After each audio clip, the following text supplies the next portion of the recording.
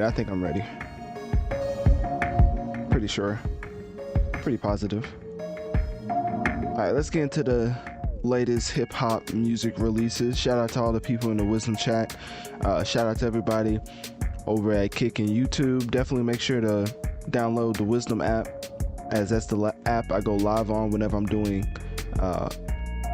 mostly audio only content. Let me turn this beat down. Forget that y'all can't hear that. All right, there we go. Anyways, back to what I was saying. So basically what I was saying was make sure to download the Wisdom app first and foremost. And what else? Definitely make sure to listen to my latest episode 126 titled Marvel Spider-Man 2, available on all podcast platforms via my Linktree and bio. And with that, let's just get straight into it. I think we have a lot set up here as far as stuff to get into. It's pretty interesting because in general, I ain't think anybody was dropping, so this is news to me, basically.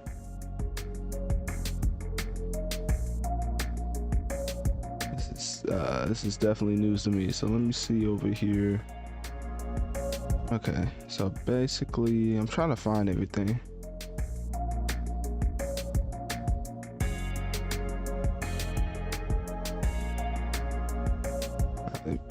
And then let's do,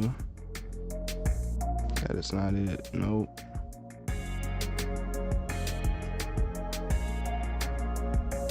Then let's do Snow Allegra. I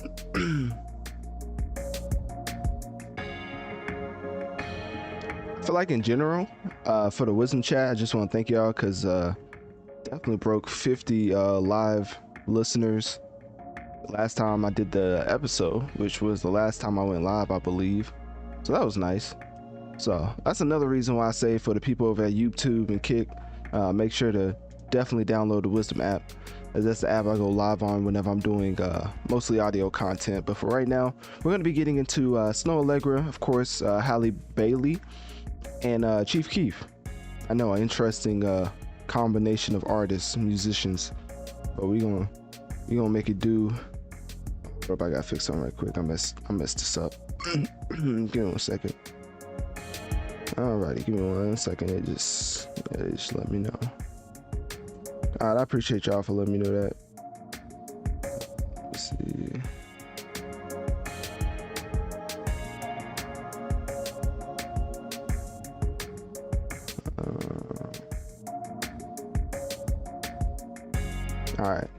All right, it should be fixed over at Wisdom now, hopefully.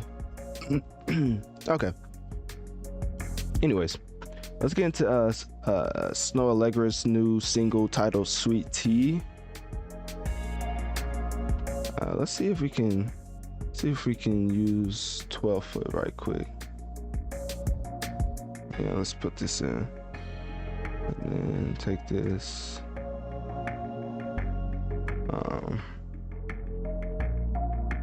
Let me see. If there's a way to take away ads, I would definitely find it. Best believe.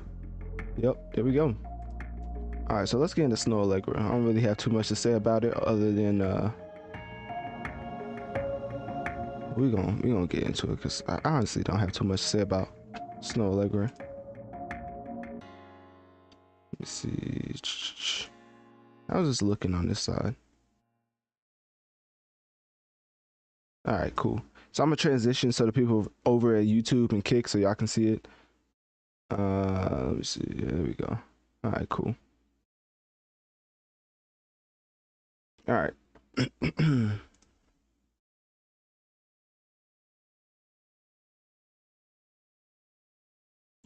Trying to find something right quick before I get into it.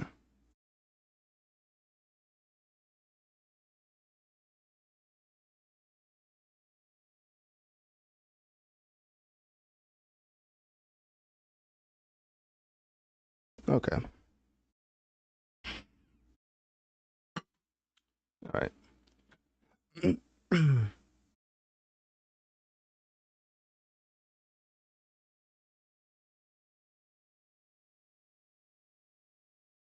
After collaborating with the likes of Drake, The Weeknd, Kendrick Lamar, and a plethora of other talented artists, Snow Allegra is back again to give a single solely performed by herself, as her newest single titled Sweet Tea has just been released, and it's also a viral rendition of the late Bobby Caldwell's 1987 What You Won't Do for Love.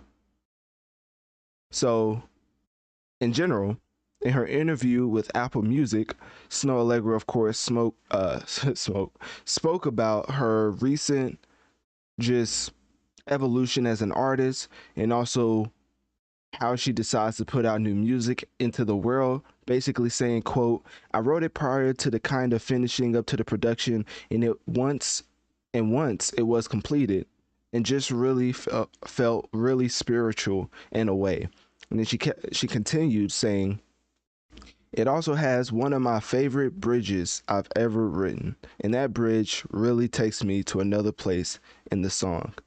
So I kind of want to leave it off at that, because when you listen to that actual song, it's a little different. It's not too many vocals taking over the track. I feel like the production kind of takes a front row seat as far as the song. Like the vocals are kind of like a backup of the production, and in general, I kind of realized why she labeled it spiritual, as it's a very interesting beat she chose to go with. I don't know how to break it down from a technicality standpoint, but just from listening to it, you can definitely tell she was going for a church or whatever religion type of vibe, and I feel like it kind of came across in the actual beat. You have to listen to it yourself, because for me explaining it probably isn't the most straightforward, but if you listen to the track, listen to the beat, you will realize it's not something you're used to hearing from a hop artists such as Snow Allegra. I mean, she's a Grammy winning women. I can't even talk today, but it's okay. We're gonna keep going. She's a Grammy winning music producer. No. Sweet Tea is produced by Grammy winning music producer No ID, who of course has worked with the GOAT of the ghosts. Like, I mean, Jay-Z, Kanye West, Rihanna, Nas, I mean, you name it. So for No ID to produce this track, Sweet Tea, and for her to label it as a spiritual type of track, and going off my personal first listen, mind you, so I haven't listened to it multiple times, but from the first listen, I could say that is very different from what I'm used to hearing. Of course, covering hip hop, going from people who rhyme about the 20 million ways they can kill somebody, transitioning from that to Snow Allegra's Sweet Tea, it was a very welcome change of pace, and I feel like it's a solid track overall, and is, no pun intended, it's acquired taste for the single from Snow Allegra titled Sweet Tea. So click my link tree in my bio. Let me know on one of my social medias. What do you think about Snow Allegra's new single titled Sweet Tea? And if you're a Snow Allegra fan, do you think this is one of her best singles that she's put out throughout her career?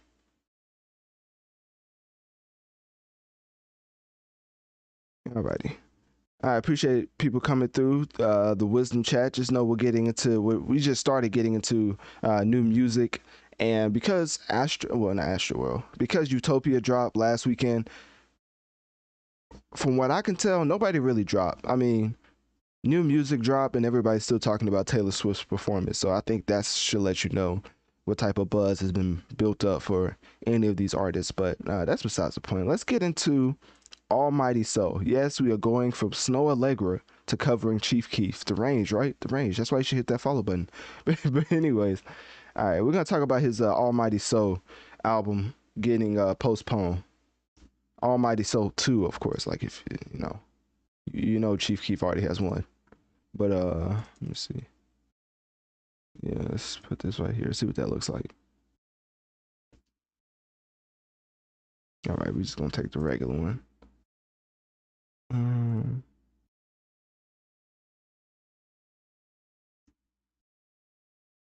Alrighty, I'm just gonna put that right there. We're gonna take this, and then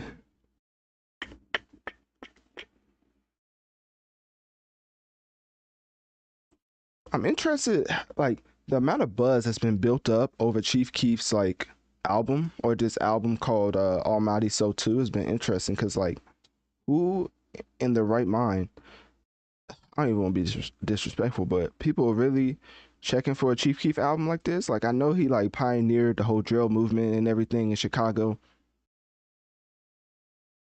but yeah, that's all I got, man. It's interesting.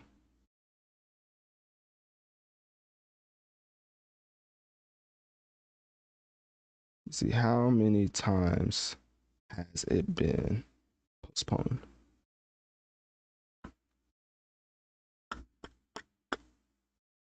Let's see.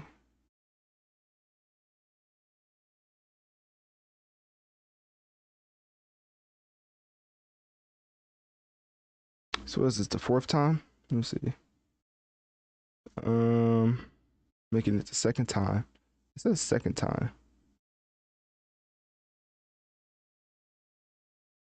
You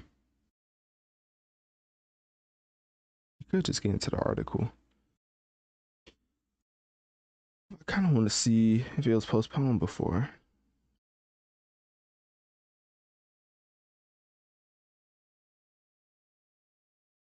With the original release date being set for December 16, 2022,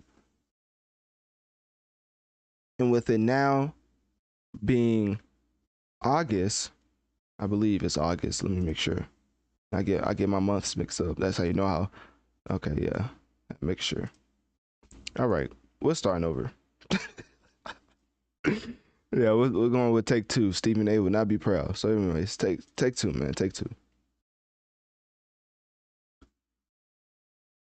With the original release date being set for December 16th, 2022, and it now being August 4th, 2023. And reportedly, this has been pushed back 3 times at this point. Some people saying it's been 2, some people been saying it's been 3, and the diehard fans out there, I mean the Chief Keef core fan base that's still wanting Keef music in 2023 have been saying that it's been pushed back way more times than that, because it's unclear why this album keeps getting postponed.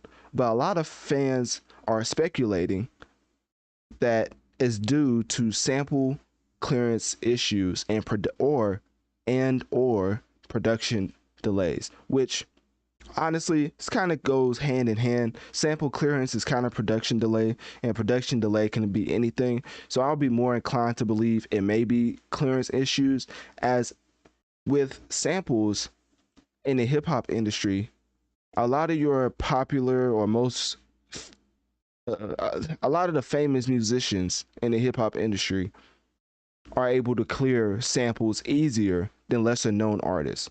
Prime example, when Sweetie had the Barbie Girl track first, and to get it cleared, she went to Nicki Minaj. Nicki Minaj, knowing that she was able to clear that track, ended up taking that entire track and giving it to her and Ice Spice. And now you see where that track is at the Billboard Top 100. So in general, that's usually what goes on. Is a lot of musical chairs when it comes to sample clearances. You can't just make music over any sample and expect the person not to come after you if you don't end up clearing it. I mean, one of the biggest new age rappers in today's age had that huge lawsuit with Lucid Dreams by Juice WRLD. I believe that was the track, where the sample that he used was from a specific band or artist or musician. I don't know if it was Sting. But basically they came after him, and the amount that they was coming for, and what was more interesting to me was the amount of time they waited to come after Juice WRLD's Lucid Dreams. So sample clearances like that happens all the time. But all you need to know is, for people to still be waiting for Chief Keef music in 2023, let me let you know something. I know that Chief Keef was a pioneer of the drill movement, of course, the whole Chicago wave when it came to rapping about non-law abiding activities. But this man started putting out music, if I can find it, all the way back in 2012, which honestly is not that long ago. But in 2023, people are still checking for Chief Keef music. Now, I'm not trying to be disrespectful, but come on, man. We got Lil Durk out here. We have a lot of other musicians putting out certain quality that I believe is just leaps and bounds ahead of Chief Keef's quality level. Of course, he has classic, iconic anthems such as We Love Sosa. But at the end of the day, as far as the whole discography is being concerned, there's a lot of different artists in the drill scene to gravitate towards other than Chief Keef. I don't want to come across as a hater. I'm just putting that out there for you because that's just my honest opinion. And what I think is, it's been such a mediocre run when you look at the landscape of Chief Keef's discography, that at this point, it's kind of like Soulja Boy. He's more relevant for his impact and being a pioneer than he is for his actual music. So anyways, click my link tree in my bio. Let me know on one of my social medias. What do you think about Chief Keef's Almighty Soul 2 being postponed once again? And do you think this album will ever come out?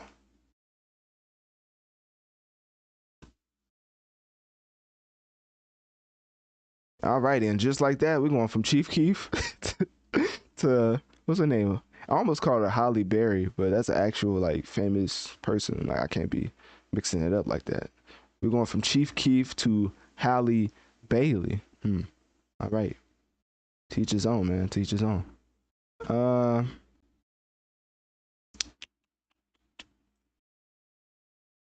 Kind of wanted Anytime I get the chance to use 12 foot, I'm gonna try it out, man. I ain't gonna lie to you. All these ads just all over the article, especially if I end up putting this on like, yeah, okay, that ain't gonna work. Especially if I end up putting this on like analytic dreams. Don't want these ads to just be up here for the freezy, you know? What what Future say that Munyon get your dunyon knocked out your shoes? I ain't gonna lie, that's the quote of the century, man. Future be, I don't know. Let me chill. Y'all gonna think I'm glazing. Anyways, let's get into Holly Bailey and Holly Bailey. Yeah. Didn't she rap about over Young Thugs? Bro, I gotta pull this up because this is ridiculous. I forgot she did that. Is that the one? Is she the one that? Because doesn't she have a twin? I think she has a twin. Let me make sure she was the one rapping. Let me see. Gonna. Was she the one rapping over that? I don't think so. Uh,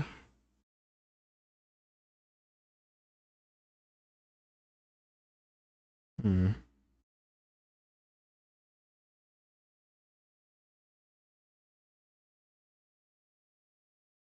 Maybe it was Chloe Bailey. Don't tell me they're gonna be a 1-2 punch. Salt and pepper. Oh, it was her sister. That's hilarious. Nah, that's actually hilarious. Alrighty. Yeah, that is crazy. All right, we may have to put this on analytic dreams. This is wild. All right. Anyways, at first I had to check myself. No way. We have Ariel from Disney out here rapping over Gunna's "What You Mean," which has a more explicit title, but of course this is a PG podcast. But then, after doing a little bit more research, of course, I come to find out that it was her sister who rapped over Gunna's "What You Mean" instrumental. Now, let me tell you something, ladies and gentlemen. I don't know what it is about non-rappers trying to put out verses, but they just make you appreciate the actual rappers who are doing it right. Because not only did we have Chloe Bailey over the past week giving us an atrocious attempt at rapping, but then we had the one and only Stephon Curry.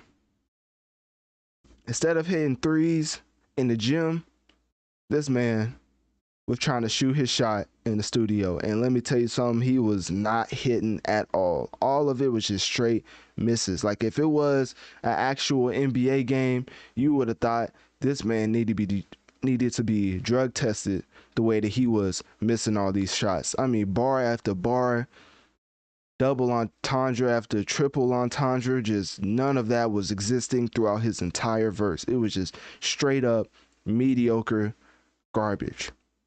So when you come to Chloe Bailey, of course, she's doesn't fare any better in the rap arena. Let's just leave it at that. And especially Steph Curry. That man needs to leave rap alone. And I don't know what he thought, what was going through his head putting out that freestyle, but he just needs to leave it. The only person from the NBA who can come across and actually have a successful rap career is, you guessed it, Mr. Ja Morant himself. And y'all let me know why that is. So anyways, let's get into the actual successful twin. No, I'll just play. That's kind of harsh. Let's get to the other twin, as Halle Berry, of course, starred in Ariel from Disney live action version of The Little Mermaid, and she's putting out new music. Now, it's like I'm not going to say salt and pepper because they both rap, but it's like a interesting yin yang with Chloe Bailey transitioning into Bailey putting out this music because she's just strictly singing. And let me tell you something, this track that she just put out titled Angel is straight fire. I don't know if they're going to use it from some type of music or soundtrack in the future, but this beat for Angel just sounds like a movie like sound. It sounds like a movie intro or movie outro, because the whole topic of it covers a lot of areas. The versatility of her singing ability, basically sonically, she sounds amazing. Reminding me of when Ariana Grande went from Victorious to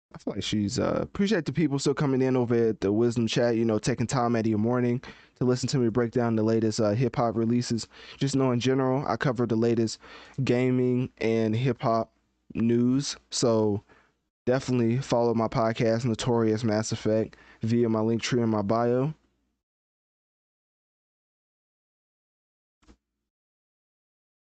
Let's see. All right, cool. Perfect.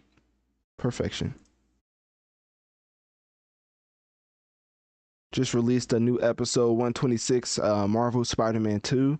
So definitely make sure to check that out. We got into a lot. That was like probably one of my longest episodes ever, but it was definitely worth it. We got into Spider-Man, Mortal Kombat, Travis Scott Utopia review, Drake versus Ebro. There's a lot of interesting stuff. But anyways, all right. So let me see. Georgia Smith.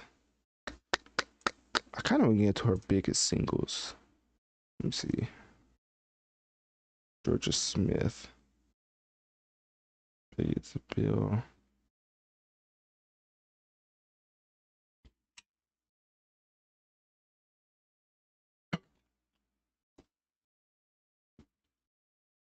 Hmm.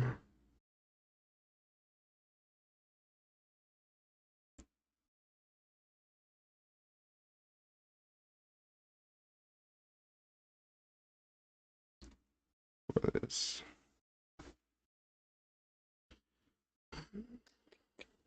Trying to see the amount of success she's had over there. All right.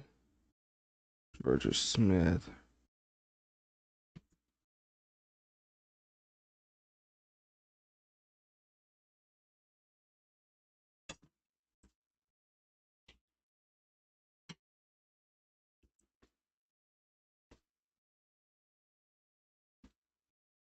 Is she from the UK?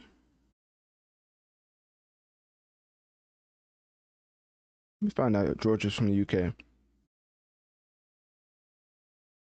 Smith from. No wonder Drake started rapping in that UK accent. Nah, he ain't slick. I didn't crack the code. That's crazy. Ah, she is from the UK, just like 21 Savage. All right. Let's get into Georgia Smith.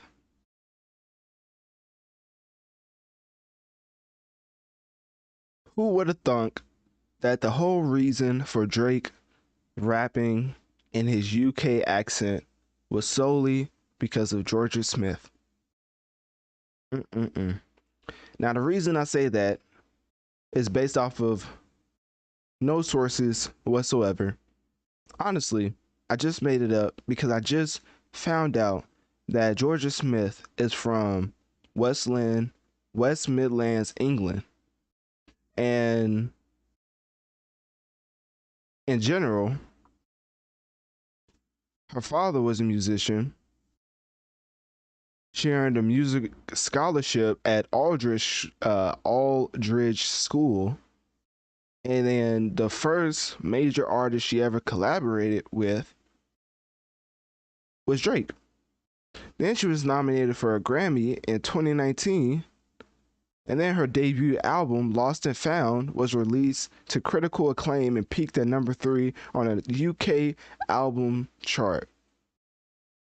Why do I say all that? Because I say all that to say Drake is not slick. I feel like he been had his eyes set on Georgia Smith, and y'all probably like, how in the world did you end up making a Georgia Smith segment about Drake? Well, I just explained it. I feel like he saw a prodigy in the making, added on that little UK accent just to, you know, let her know that he was kind of fluent in their I don't know if it's diatribe or the way they pronounce. He was fluent in their pronunciation of words. I don't know. Basically, Drake put on a whole UK fake accent to bag Georgia Smith. That's what I'm saying. That's basically all I'm getting to. Is Drake is not slick in the slightest. So, anyways, now we got that fact out of the way. Georgia Smith is back again with her new single titled "Go, Go, Go." Yes, this is not a Kelly Rowland track, but it is a Georgia Smith single.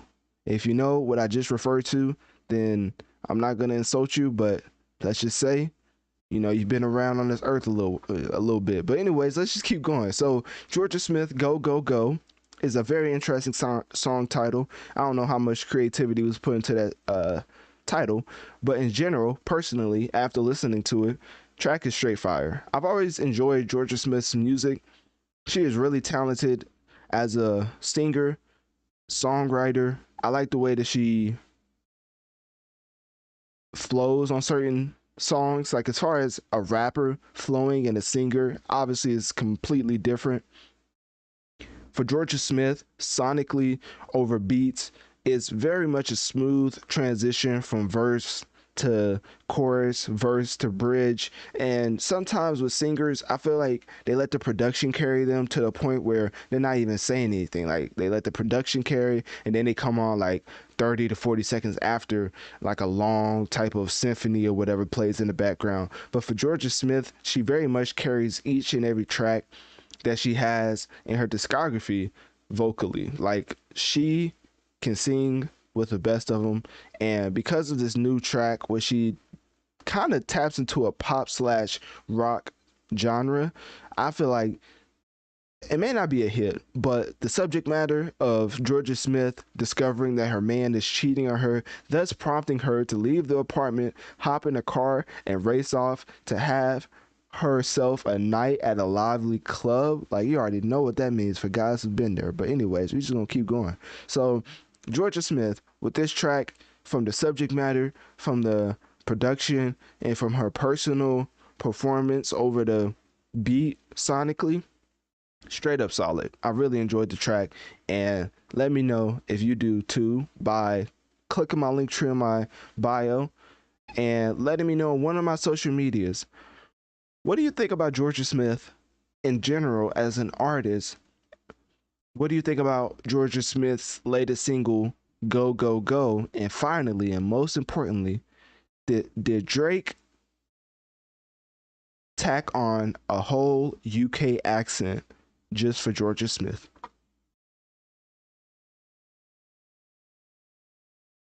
All right. Let me see.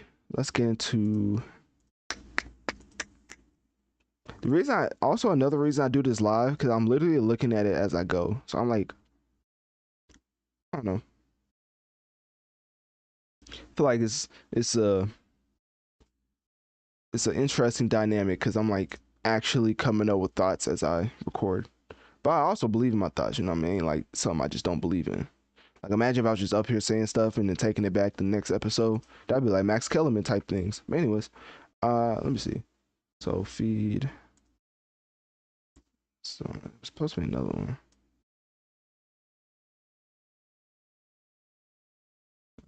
Um, actually, I may need that one. So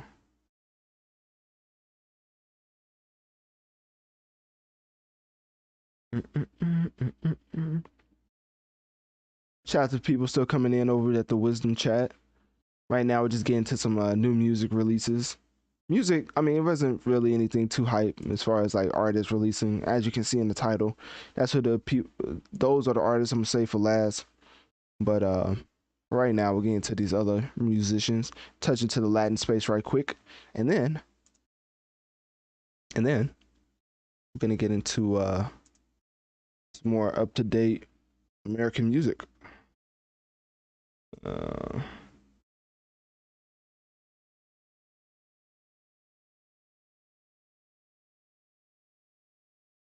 all right, let me see. Exclamation point. Was there an exclamation point in that? I don't even know. It don't seem like there was. I probably messed that up. Hopefully I didn't. Yeah, that's not it.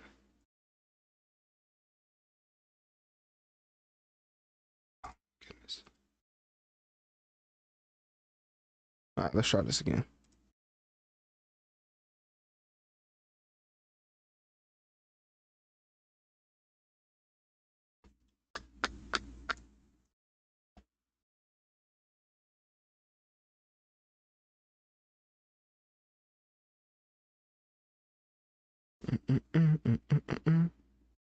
I love looking up information just for it to tell me that it doesn't exist, even though I know it exists. So we just gonna keep trying. We just gonna keep trying.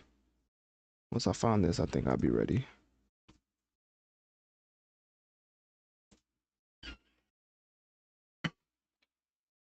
All right.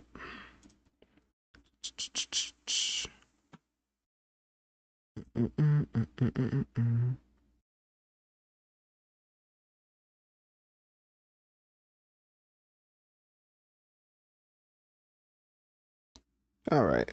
I sound like Central C right now. All right.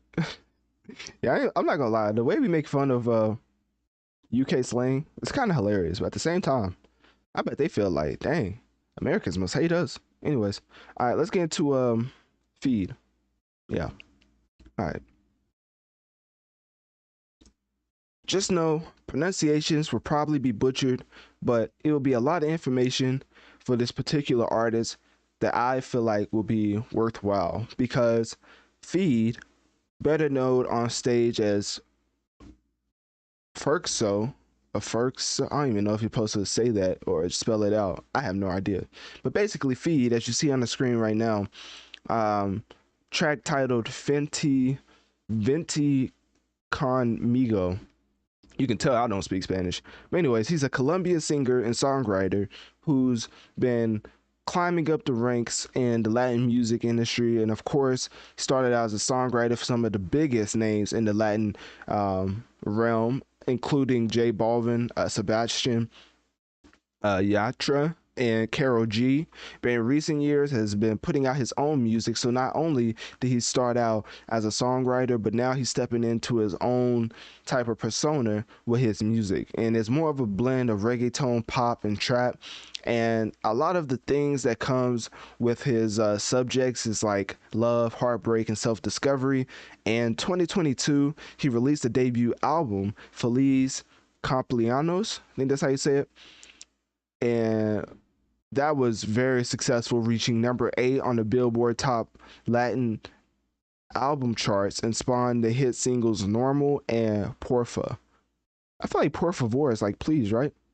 I don't know what Porfa is. So anyways, uh that's how you know I don't speak Spanish. But anyways, he's dropped a new single titled Venti Conmigo. And the biggest thing with this is that he's one of the more popular artists in the Latin field. And with me covering artists like Peso Pluma, covering artists such as Bad Bunny, of course, and a plethora of just other musicians in the Latin space, I've grown a whole new appreciation just for the different pockets of space in music, because you have hip hop, pop, country, and with Latin music, it's very interesting because when you say Latin music, the culture, of course, is attached with it, but is it its own genre like pop, hip hop, or are they making pop? And because when you look at I don't want to make it confusing. When you look at a hip hop artist or musician, you don't say,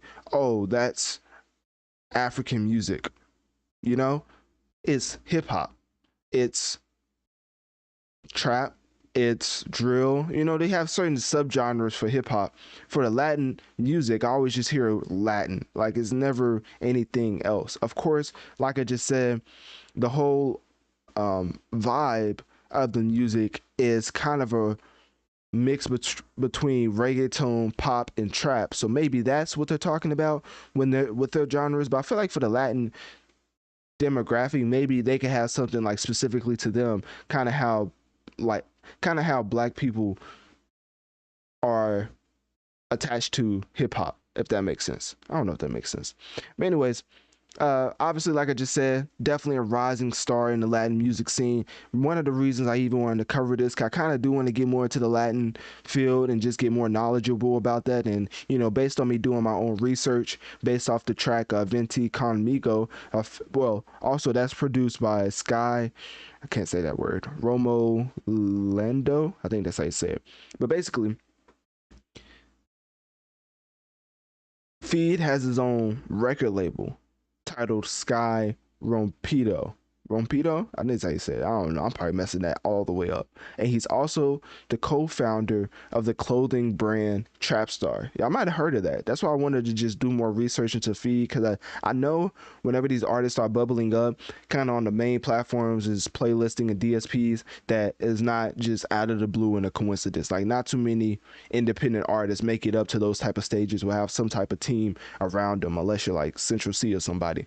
But like I said, definitely a rising star in the Latin music scene, only getting started. Hopefully this track Venti Conmigo does great numbers for him. As far as the cover title, or the cover art and the actual track, I really enjoyed it. Obviously, I don't know what they're saying, but what I can say is I really enjoyed the vibe of what he was given with the beat. And obviously, if you're flowing, then I appreciate that. As even with Bad Bunny on K-pop, I appreciate his verse in the midst of Travis Scott in The Weeknd, simply for the sonics being on point. If I can just listen to it and vibe, I don't have to understand what you're saying. You could be saying the wildest thing ever, but because I can't speak your language, I'm just gonna act like whatever you're saying is PG, and we just gonna dance to the music all night long.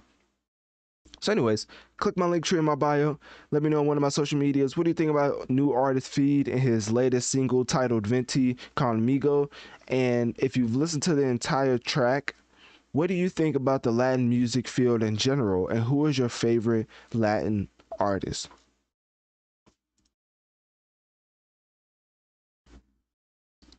All right. Let's get into Kali Uchis. Kali Uchis is such an interesting name, but I'm just gonna be mature right now. That's what we gonna do. Let let me put this right here. All right. Kali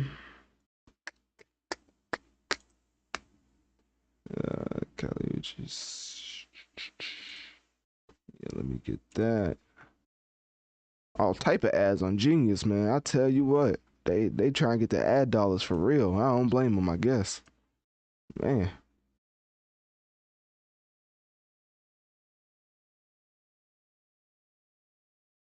Now, what in the world is this combination of artists? Going from JT of the City Girls to L Alpha, a Dominican singer, to, of course, Kali, the one and only Kali Uchis, which, if I wasn't so mature, I think I'll point out her last name being very funny. But anyways, let's keep going. So for Kali Uchis' latest Spanish language song, following the release of her 2020 Sin Mido, I can't say all that. I ain't gonna lie to you. I don't speak Spanish, but all you need to know is that this track comes months after her most recent full-length album, Red Moon and Venus. So you can listen to that. It's on all DSPs. And basically, you were probably wondering, why did Kali reach out to El Alpha and the City Girls JT? Really, it's just JT from the City Girls. I don't know why they keep that name if JT's trying to do her own solo stuff, but I guess the recognition alone is helping her out. So, anyways, Kali Uchis kind of spoke more into this collaboration, basically saying, quote, "I love bringing artists together that you'd least expect." And boy, was she correct. I did not expect this. I did not see this coming from a mile away. But anyways, she went on to say, quote, "El Alpha is a Latino legend, and JT is someone I've admired forever. Both of them are known for their summer hits and high energy, so I'm incredibly excited to bring them together for a fun, sexy song like this." All right. And then see, I literally have no words for that. Like, saying that you admire JT from the City Girls in itself, I think speaks volumes, and the impact that the City Girls has, regardless of whatever people perceive the music quality to be. So more power to the City Girls for impacting just the culture like that. But anyways, so if you want to know what's up with Kali Uchis, just know she's gearing up for another tour, which will start in September. And basically she was performing in the past because in April she performed at Coachella 2023 when she was joined by Tyler the Creator for their Flower Boy collaboration See You Again. And she also brought out Omar I thought I was about to say Omar Epps. I don't know why I thought that. That was actually kind of crazy. Anyways, let's keep going.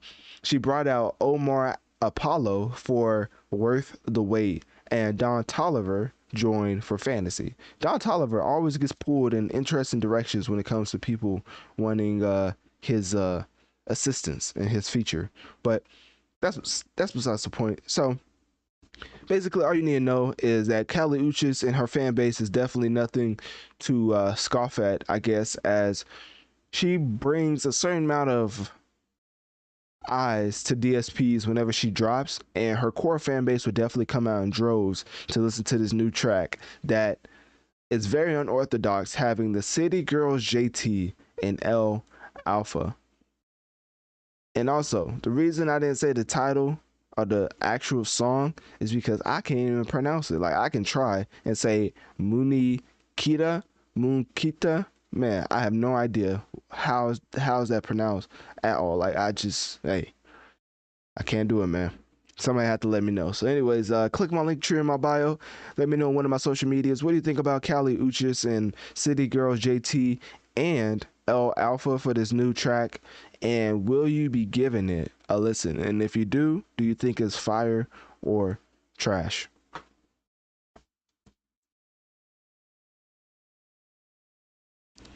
Alrighty, I feel like we're getting through this. All right, let me see what else we got. Shout out to people still coming in over at the Wisdom Chat. Appreciate y'all for tuning in, taking time out of your morning to listen to me break down the latest hip hop releases or just music releases in general at this point. You know, I like to tap into different markets that also taps into the hip hop space. As you see with Kali Uchis, she's not a hip hop artist, but I've always covered her, and it's because of their appreciation for the hip hop field. So I always like try to branch out and cover different artists. I've covered multiple Kali Uchis like solo tracks, so seeing her do a track with JT was just like validation. It's like, oh, she actually. I already felt like she did mess with. I already felt like she messed with the hip hop community, but you know that just solidified it. Alrighty, let's talk about Eminem. This man Eminem will co-sign everybody but a black person. Not just play about. All right, let me see. Let's keep going. Sierra, Doja Cat. I think we're saving Sierra. Yeah, cause that's with Chris Brown. Usher. Okay, let's get into Usher. And then let's get into. We already talked about Georgia Smith. Where is that at? Why is this so far down? Should we get into Yachty?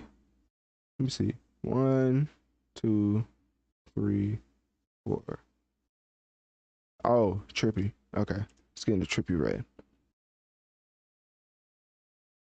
Alright, so we're gonna get to Eminem. We're gonna get into Usher, and then we're gonna get into Trippy. But first, what in the world is on my screen? I kid you not. All these ads gotta go. It's always the up and coming websites that got so many ads, man. Like, it's just all in my face. Pause. Anyways, let's just take that off. All right, cool. Yeah. All right, no more ads.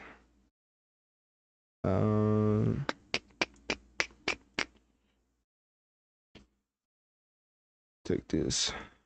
Just right here.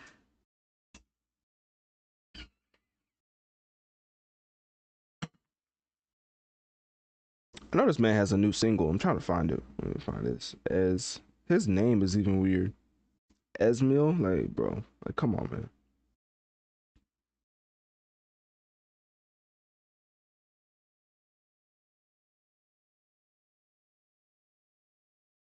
Let's see. Oh, they have a whole thing on him.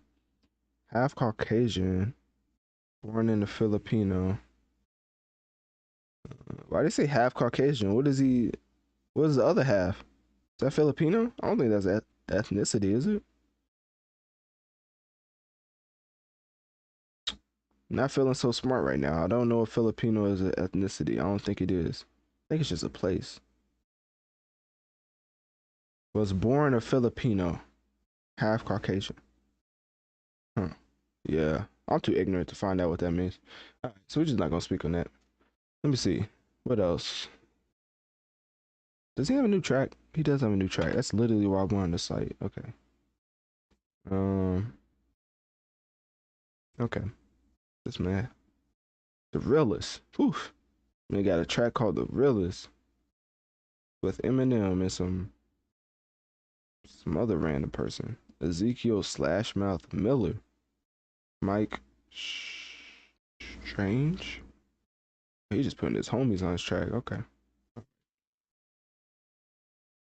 All right, man. Let's get into this. Let's get into do I have that? We don't. Okay. Let's see. Take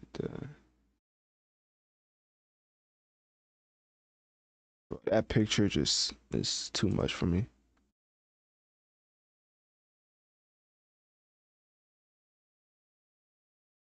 So essentially, Eminem has given another feature to a white man. But in other news, this white man is titled Mill. I don't know what this means. Probably one of the worst rap names I ever heard. But in general, he's from or was born a Filipino, half Caucasian. They had some other stuff, but I ain't feel like reading all that way. So, anyways, Esmil talked about, having this great opportunity of getting a co-sign from not only Dr. Dre, but Eminem, both of them, with this new track titled Realist, which is on all DSPs right now. And all you need to know is that for Esmil, he was introduced by his song Panelo. I don't even know that's how you say it. And then he went viral, especially with his Wish Bus USA performance, which gained a lot of respect from music artists, musicians, and celebrities.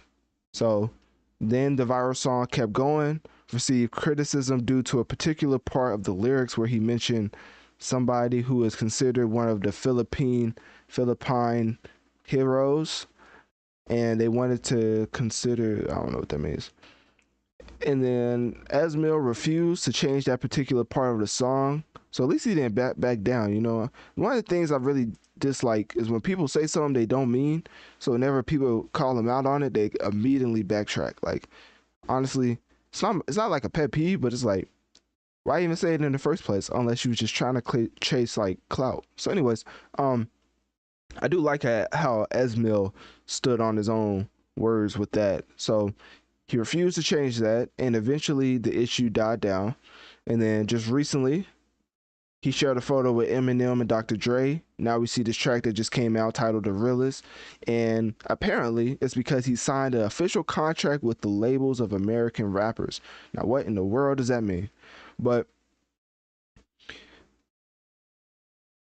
in a recent post on a lot of different websites, I'm not saying all those sources, he shared another post, and Esmil shared what happened during his first meeting with Eminem and Dr. Dre. He basically said that they had a confidential meeting, and it was surprising for him. Eminem and Dr. Dre listened to some of Ez's unreleased tracks that he's been working on. And what else? And his track Realist, which is already out, Eminem decided to be a feature on it. So apparently they listened to a lot of unreleased music from him, and Eminem decided to jump on one of the tracks. Now, one of the reasons I wanted to bring this up is because it's very out of the blue, and I'd be hard pressed to find an artist, a musician, taking a chance on a younger artist if they're not signed to him, Because if that artist ends up blowing up and the person who co-signed you gets none of the residuals, then I believe that that'll get to a point of a little animosity from the more popular artists. But been looking at his songs, and all of his albums and singles seem to be under FFP Records Management LLC, which in parentheses it says as Mill. So I'm thinking it's one of those Central C type situations where popular musician sees a fully independent musician running up the numbers in a way that usually independent artists don't do. So now they're gonna reach out, like we see with the picture, and try to sign this man. So I think maybe they're inching closer to a signing with Eminem and Ez Mil, but never really seen a move like this since the Nicki and Ice Spice, when Nicki had Ice Spice put out Princess Diana remix under her Heavy on It label. Obviously, Ice Spice is not signed to Nicki, but that specific Princess Diana remix is. So with Ez Mil and Eminem track being still licensed under Ez Mil, I'm interested to see where this goes. I don't know in any situation in any world where artists of Eminem's caliber would give a look to a younger artist and not have some type of residuals coming down the line. So we'll have to see how this ends up playing out, because as it stands, this Eminem feature that he just received is independently owned by him, with the track titled Realist, which is also on DSP playlist. So it's a lot of money behind it. Let me just say that. So anyways, click my Linktree in my bio. Let me know on one of my social medias. What do you think about my first take on Ez Mil and just Eminem being interested in projecting his future, his career even farther? And what do you think the future holds for Ez Mil as a rapper? Shout out to the people over in the Wisdom chat. See some more people to join. I appreciate y'all taking time out of your morning to listen to me break down the latest music releases. Just got into Ez Mil. I know you probably don't know who that is, but he was co-signed by Eminem, so I just talked about him. But anyways, let's get into let's see. Let's get into Trippie Redd. Let's get into Trippie Redd.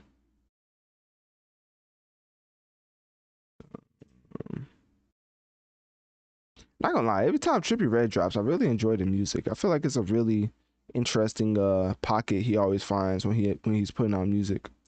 But it's just one of my personal things. A lot of people don't like Trippie. I don't know what it is about him. What do you like? What he do?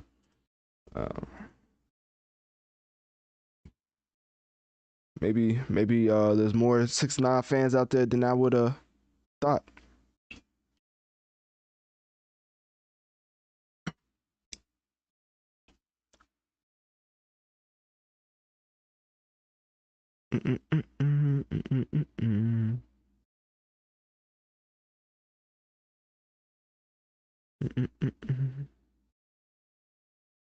Left for Dead. Let me see. All right. Let me see. Trippie Redd.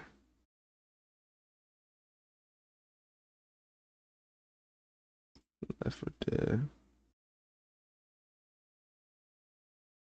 Put out Mansion music. That's not it. All right, cool. So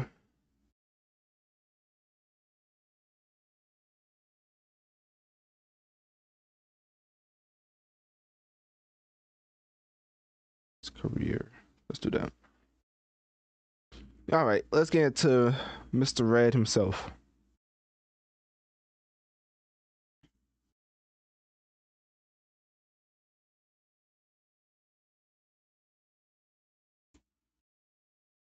Now, I'm not saying that Trippie Redd is falling off. I'm simply stating facts that after me stating the facts, you can do what you will with this information. So this man went from his peak first week sales with his album titled Exclamation Point in 2019 having a #1 to putting out another album titled A Love Letter to You 3 in the same year, 2019, and pulling 100,000 first week. That's impressive in itself. 130,000, 35,000 to go to 100,000 first week sales in the same year. It's pretty insane as far as the hold and retention from your audience. But then that's where everything changed. 2020, this man put out Pegasus and he sold around 100,000 first week and ended up receiving the number 2. So he's only had a number 1 for Life's a Trip in 2018 and the Exclamation Point album in 2019. So A Love Letter to You 3 in 2019 was 100,000 first week sales. Pegasus in 2020 was 99,000, basically 100,000 first week sales. But then this is where it gets interesting. 2021, Trip at Night by Trippie Redd sold 88,000 first week sales. 2023, Mansion Music by Trippie Redd sold a whopping 56,000 first week sales, almost the lowest since his debut. And you know, debuts are supposed to be low. Like when Nas put out Illmatic, that didn't have a lot first week. And also, you had to go out to the store and buy actual discs back there. Like you had to actually go out and purchase CDs, not just, you know, put it on your playlist on your phone. So for this, it's very interesting how his debut in 2017, which was 49,000 in 2017, I don't know if I just said that, is still similar to what he just recently did with in 2023 Mansion Music album with 56,000 first week sales. Now, am I here to say that Trippie Redd fell off? I'm honestly not sure. The amount of features he had on Mansion Music is not similar to what Travis Scott did for Utopia, but this man basically got any and everybody who was somebody as a notable rapper on Mansion Music and still sold 56,000 first week. I'm not saying that he's fallen off.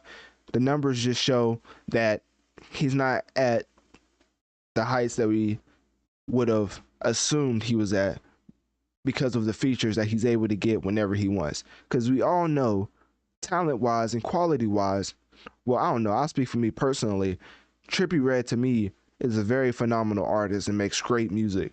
And I enjoy every album that he's put out. I mean, going through the list, I don't think there's one album that I've disliked. Obviously, there's skips on every album that Trippie Redd puts out, but there's always a select few songs that I can put on my playlist and I can just play that over and over and over. Like, Trippie Redd has a song with Little Baby, I believe, and a song with Travis Scott off of his latest album, Mansion Music.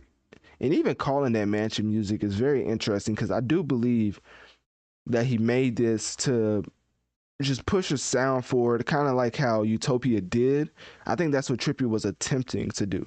So anyways, yeah, he had Future on this album twice, Little Baby on this album twice, Juice WRLD. He had Little Durk on this album, and then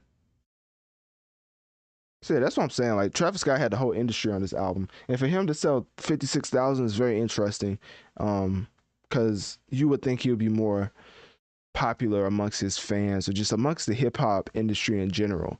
But anyways, the reason I'm bringing all that up is because Trippie Redd has a new single out titled Left for Dead, and let me tell you, it is straight fire. That's why I started with sales, because quality is not the issue for Trippie Redd.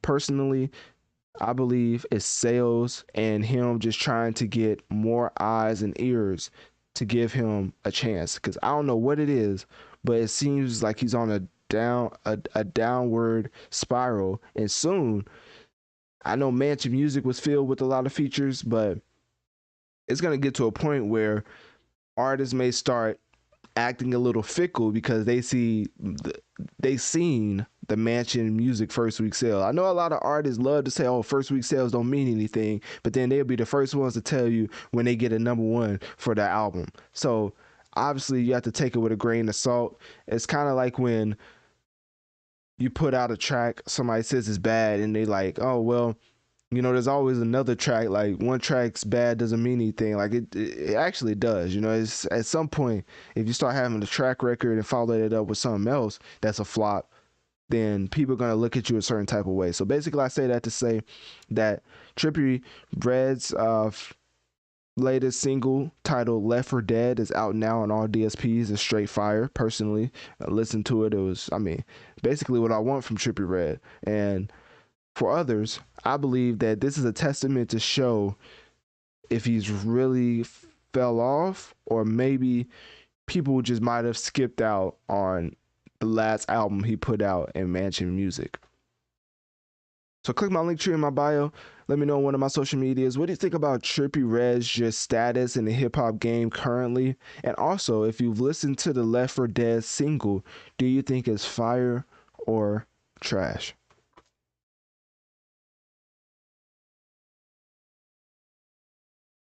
All right. Shout out to the people still joining in over at Wisdom. Almost at 10 live listeners. I definitely appreciate y'all for taking the time out of your morning to listen to me break down the latest hip hop releases. I do want to say follow my podcast because I have my latest episode currently out, episode 126, Marvel Spider-Man 2, available on all podcast platforms via my link tree in bio. And in general, we just surpassed 1.2 million total downloads in just 7 months under the hosting platform Red Circle for the podcast. So if you want to join the masses, definitely click my link tree in my bio to be linked to whatever social media you use and whatever platform you listen to podcasts on. And with that being said, I have to take a I gotta take a quick break because I gotta go turn that stuff back on. So give me 1 second.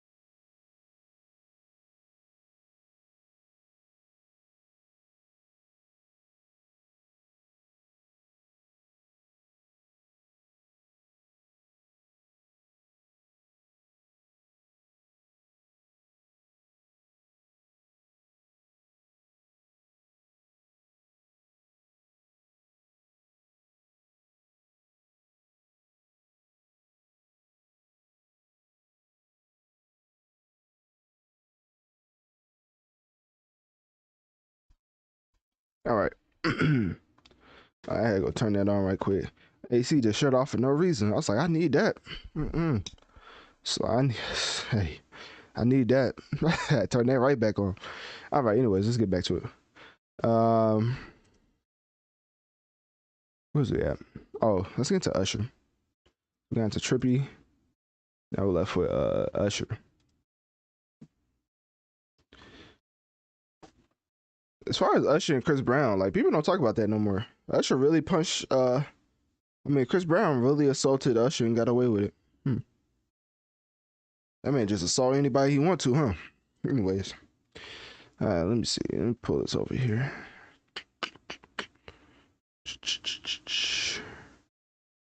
Let's see if we can take these ads off right quick.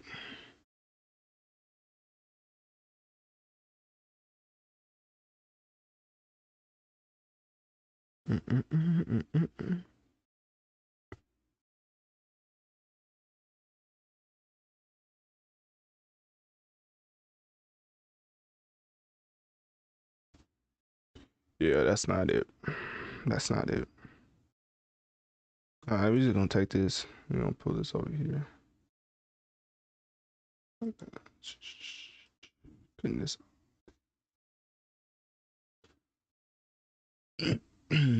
Dang, all these ads popping up, ask if I want to pre-order. But no, I do not. I do not want to pre-order. I'm good. I wonder, do those pop-up ads like really work for people? Like anytime I get a pop-up ad, I literally like I click out of it like every time. It's so interesting. It's like, what is the research data? Like, why do they still use that? I mean, I know somebody falling for it, but it can't be that effective. I just know they can't be that effective. Anyways, it's kind of like those ads when you like about this when they be like, oh, skip ad. Like that's kind of how I feel. It's kind of like no.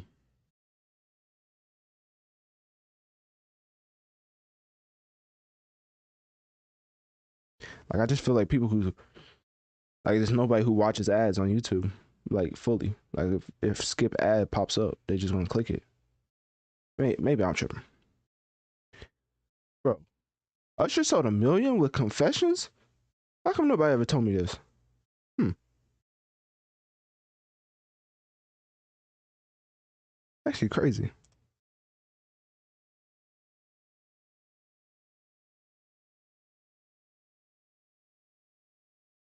In light of Usher releasing a new single titled "Good Good," literally that's the title. It's called "Good Good," with Summer Walker and 21 Savage. I thought it would be nice to take a little stroll down memory lane and just appreciate the greatness of Usher Raymond. Now, of course, we all know that there's a plethora of things that he may have lit on fire himself, but as far as musically, he's definitely been on fire, burning, I might add, as first week sales has been through the roof for Raymond. And when I say through the roof, I mean, I don't know why. Today is the first day. That don't make sense. Today is when I officially realized, August 4th, 2023, that Usher Raymond sold basically 1.1 million copies first week with Confessions that dropped in 2004. Do y'all know how insane 1 million copies like that? I don't think Taylor Swift has ever passed 1 million. Let me see. Honestly, like that's the person I would compare because Taylor Swift. Let me see. I don't know why I just figured this out, but I mean, obviously, Confessions is a classic, right? But I don't think we ever go back and see the first week sales of just some of the classic albums that came out. Because of course, Illmatic didn't sell a lot in the first week sales. I just thought all iconic albums just maybe didn't sell first week, but no, Confessions won basically 1.1 million first week. Um, I will compare it to Drake, but I think the most Drake ever did first week sales was around 7 something with views. I don't think he's ever even got close to 1 million. So that's why I have to go to Taylor Swift. So, okay, yeah, she's just Taylor Swift is different. That's just all right. Never mind. Yeah, Taylor Swift like did 1.8 million, 1.5 million multiple times. Yeah, she's just different. Okay, let's just go back to Usher. So putting the spotlight back on Usher. Usher and definitely well respected in the musical landscape, but kind of had a Nas like outing. And I'm not trying to pick on Nas, but with Nas, honestly, I blame his fans. Well, what y'all Nas fans allowed that man to sell with Magic 2, basically selling 16,000 first week. Let me tell y'all something. Y'all gonna stop disrespecting the iconic rappers in this game and show them just a little bit more respect. Just a little bit more respect. Like, he ain't got to sell 80, 70, or 70, 60, but at least get him into the 40 range. Like, 16,000, I felt like I attributed to all those sales, but that's besides the point. So, anyways, Usher Raymond had that type of outing with his last album in 2018 titled A. I mean, it's not really the most creative title in the world, but hey, there you have it. So, he put out an album titled A, sold 15,000 first week. So, yeah, that's pretty bad. But because of his longevity in the game, he's still able to tour and definitely still charge that premium price. Because come on now, who is performing like Usher? I mean, if you're not Chris Brown, who's, we don't know what type of substances he be taking, but as far as Usher Raymond, he is the most clean cut, PR certified musician that we've ever had throughout his entire career. I mean, even Jay-Z, Hove himself, got caught up in allegations with Beyonce having to get hands, feet, and elbows put on him by Solange, aka Beyonce's sister. So throughout Usher putting out music since the early 90s to the 2023, early 90s to 2023, we haven't had one scandal other than the one I alluded to when I said he was setting some things on fire. But we just gonna keep it on his personal character and the public perception. This man has had a squeaky queen. I can't talk. My fault, yo. I can't talk. I should. You know what I mean? Give me 1 second. This man has had a squeaky clean image from day one. Yeah, I just don't understand how he's done it. Cause I done seen all these people act out when it was at an Usher Raymond concert. So honestly, the way that I wanted to take that sentence is in a way that would have been very interesting, because I'm just gonna say it. Basically, I could see how he could set the world on fire, sort of like how, Magic Johnson maybe had a little, had a little trouble keeping it to himself. I could see how Usher may have had trouble keeping it to himself, as every single loved one that you could imagine. You think she's solid as a rock. Take her to a Usher concert, and let me tell you, it ain't gonna end up like you think it's gonna. Like it's just gonna be a whole party for Usher and whoever your significant other is. Because let me tell you, like I've never seen anything like it. This man is getting decade-long relationships in trouble because they acting out. So yeah, man. If your girl goes to a Usher concert, kind of reminds me that track off of Drake's Views when it's like, if your girl is like front row or at the season opener of a basketball game, just know she messing with somebody on their team. I'm not gonna lie, if your girl go to a Usher concert and if he starts singing to her, it may be game over, man. Maybe game over. But in current news, what I really want to get to is Usher currently has a new single out titled Good Good with Summer Walker and 21 Savage.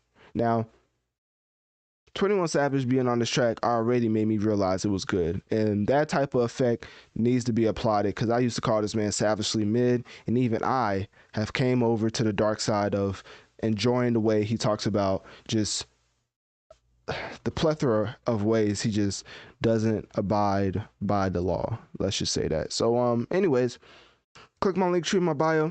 Let me know one of my social medias. What do you think about Usher's concert, with him just taking over a plethora of celebrities like Kim Kardashian, Sweetie, from Keke Palmer, all the way to any and everybody on planet Earth? And also, what do you think of the track Good Good by Usher, Summer Walker, and 21 Savage?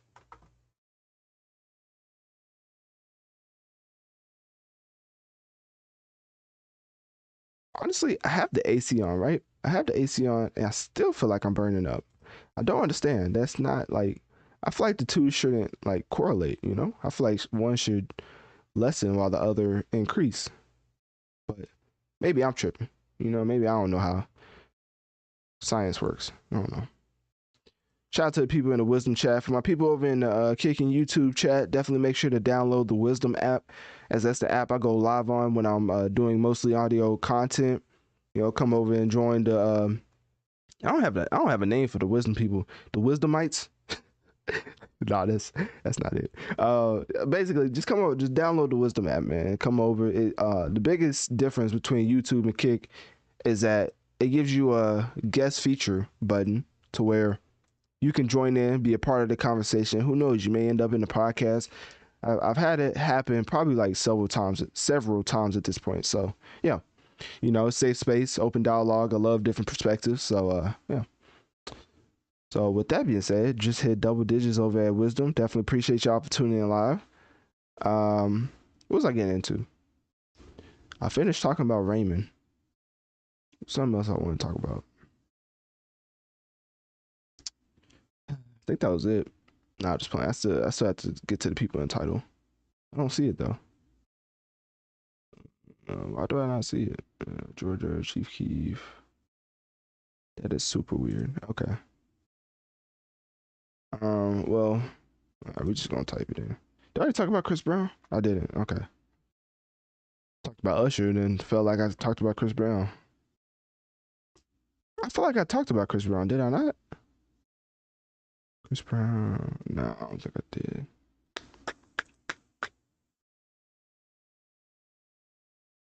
Chris Brown, new single. Alrighty, this is what we're not gonna do.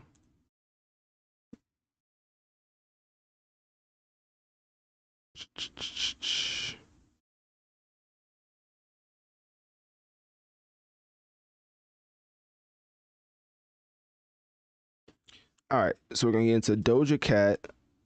Basically, the people in the title. I've already said that. And then Cordae. Trying to make sure I'm not missing nothing. Chris Brown, Doja Cat. Oh, then we gotta get to Yachty. Okay, we're gonna finish with Yachty because that man, yeah, that man's atrocious. So we're gonna finish with him. Let me see. Make sure I'm not missing nobody.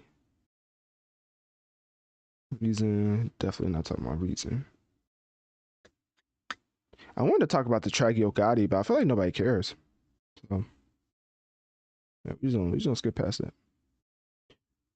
that. Chris Breezy. Where's that at? I must can't see. I swear I just clicked on it. I hear the Sierra Chris Brown. All right. I wonder if they made music in the past. I'm trying to find that out.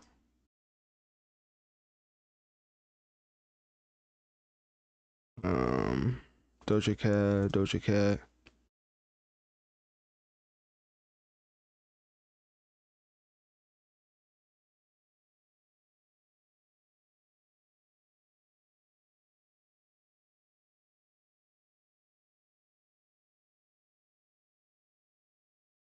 All right.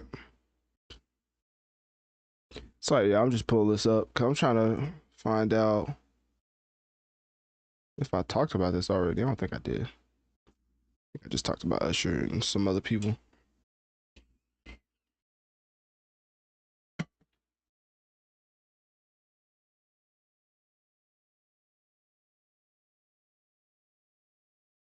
All right, first off, let's take all these ads off. Let's do that. Let's do that expeditiously.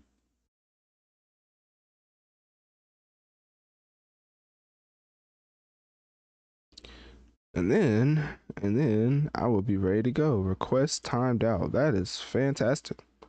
So we just got to keep all these ads on the screen. That's just perfect.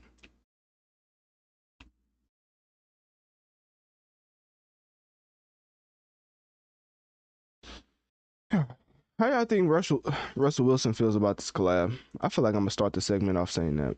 That's how I really feel. Cause ain't no way. Sierra like Rihanna 2.0, ain't you? Anyways, let me see. Let me see right now. Collab, or let's see how we roll. Chris Brown, something else. That's basically it right here. Oh, I wanted to see if they collab before. Let's see. Chris Brown. I'm just gonna look it up. We have.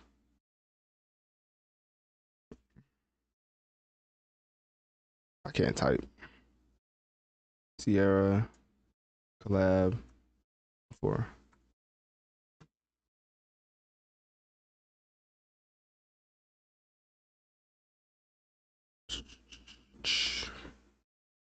I feel like they've had a collab. Like there's just no way.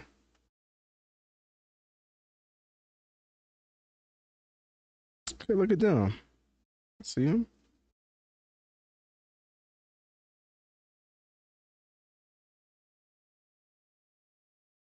Sierra.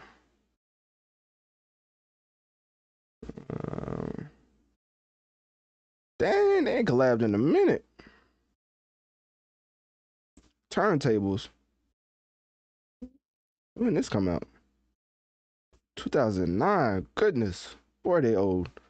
All right. Get up. Come in there. Okay. All right, cool. All right. Let's see.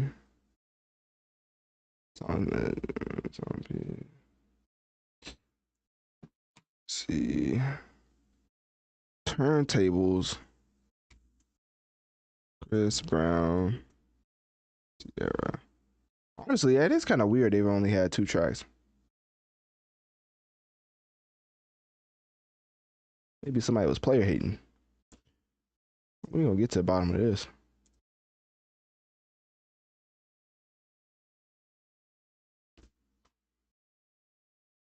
Hmm.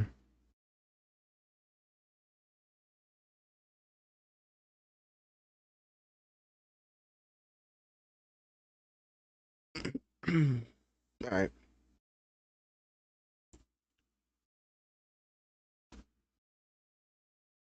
Now, what does Russell Wilson think about this one right here? Because let me tell you something. I had to look down. I had to go through my Rolodex of Sierra and Chris Brown songs only to find out these 2 artists have only made 2 tracks together. Turntables and the one that's currently out on all DSPs titled How We Roll. Now, doesn't take a rocket scientist to figure out or to guess why these 2 have only had 2 tracks together. But what we're gonna do is just focus solely on the music, because I feel like the easy route would be to enter speculative mode and put up a scenario that may not put either or in the best of light. So all I gotta say is, with Turntables peaking at number 10 on the Billboard Top 100 chart in 2009, yes, they've been around that long, basically cementing the fact that Sierra and Chris Brown is definitely one of the best matches as far as chemistry and music, video, just overall music creation. You would have thought these 2 would have made a collab album at this point. I think there was a reason we didn't get that collab album or even more songs with these 2 artists on it together. But you could say the same for the likes of Drake. You could say the same for the likes of The Weeknd. Just a lot of interesting collabs that make so much sense in society and definitely to the major labels probably, but unfortunately did not happen. I wonder why. But anyway, so let's just focus on the specific track that's out now titled How We Roll with Chris Brown and Sierra basically having a dance battle in the music video, which will surely send you back to the early 2000s, as I don't know any 2 artists that have gained more popularity from their cerebral talent, the ability to go through a lot of art forms and do multiple justice, or not even justice, just great at multiple different things. Like I always love to say that Chris Brown is the most talented artist I've ever seen in my life. Obviously, a lot of people like to compare him to Usher, but correct me if I'm wrong.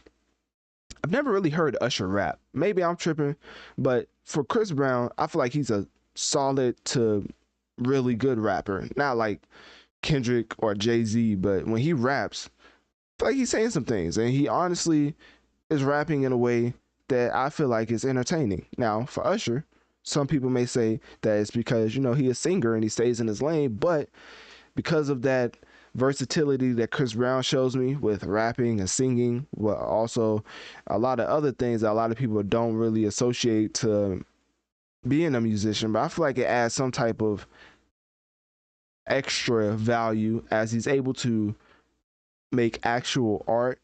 If you ever seen Chris Brown paint, he's a phenomenal artist, like literally like painting. Dancing, of course, you know, that's debatable between him and Usher, but I do feel like Chris Brown is just the most talented artist I've ever seen. Then you get to Ciara, who's arguably one of the most talented women artists that I've ever seen. So you would have think that this match would have happened way more times than just two over a span of 2009 to 2023. I think that's a little interesting, and I think at the end of the day, there's a reason for that, but obviously I don't want to get into speculation. So years before, they did perform Take You Down at the BET Awards, and I feel like that kind of signified that whatever held them from collaborating was kind of put in the past, because in an Instagram post, Chris Brown was seen with Ciara at a photo shoot, kind of hinting to the track, and now we see what it was for. And then now fans, as we probably understand why these two probably haven't made music in the past, Ciara fans flooded her comment section with condemning her for working with Chris Brown because of his violent past, including physically assaulting Rihanna. So that's honestly, I'm not saying I didn't want to bring it up, but I didn't want to get into speculation, and that's not speculation. Chris Brown did physically assault Rihanna back in 2009, and the last time they even made a track together was in 2009, speaking on Chris Brown and Ciara. So that was honestly one of the reasons I felt like it took so long to get this sequel from the two of them on the same track, as you know, putting your hands on a woman in any scenario, it's just an all-time low, especially for being a man. And so with Ciara now collaborating with Chris Brown, she's gonna have to face that backlash from her own fan base. But I believe with the amount of time that has passed, with the amount of time served that Chris Brown did, accompanied with Rihanna herself coming out saying that she forgives Chris Brown, also even having his music playing in the background while she's doing like her Fenty music or brand stuff, I think is a telltale sign on how time heals everything. But of course, it was up to Rihanna. If Rihanna was still like, nah, I still forget him, then hey, you know, he would have had a tough time. But with her just basically forgiving him in a way that even her fans chastise her in doing, I think has led to collaborations like this, and basically led to the public perception of Chris Brown not being as harsh because of him serving that 5 years of probation and also completing 180 days of community service in his home state of Virginia, and had to take a domestic violence course.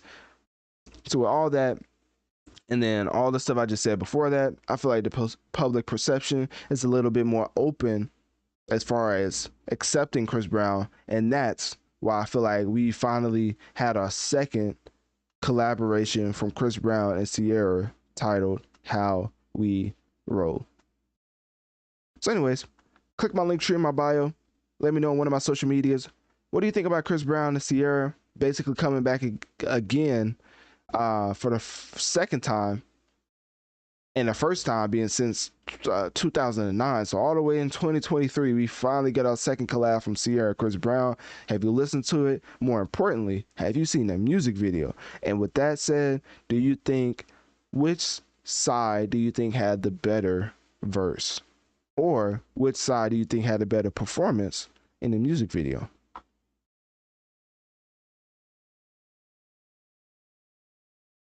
All right.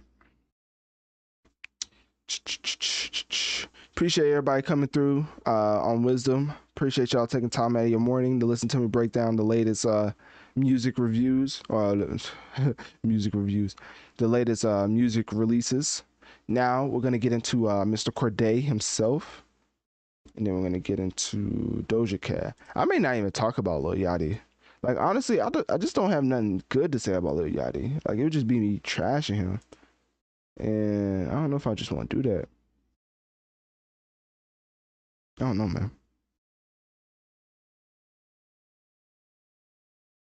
Like I honestly think like Lil Yachty's like one of the worst musicians I've ever heard in my life. I might as well talk about him. No.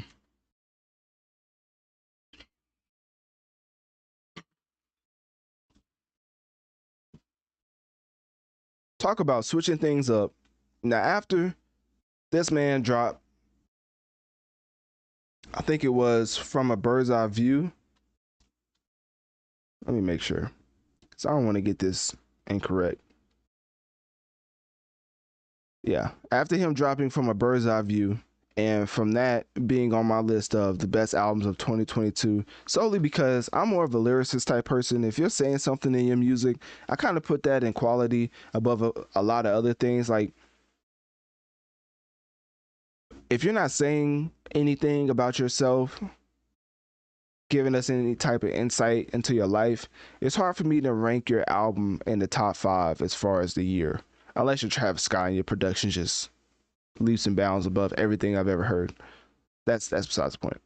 But for Cordae, I really enjoyed From a Bird's Eye View. I like the way he approaches making music. I like his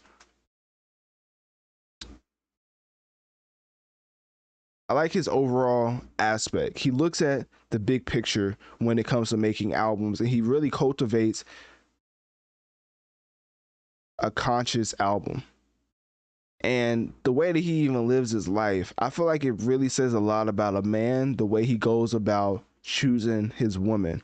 And for him, and tennis superstar Naomi Osaka, obviously she's her own star in her own right, but in general, it just seems like Cordae is very poignant about how he goes about his goals. Him leaving YBN, I feel like was very strategic.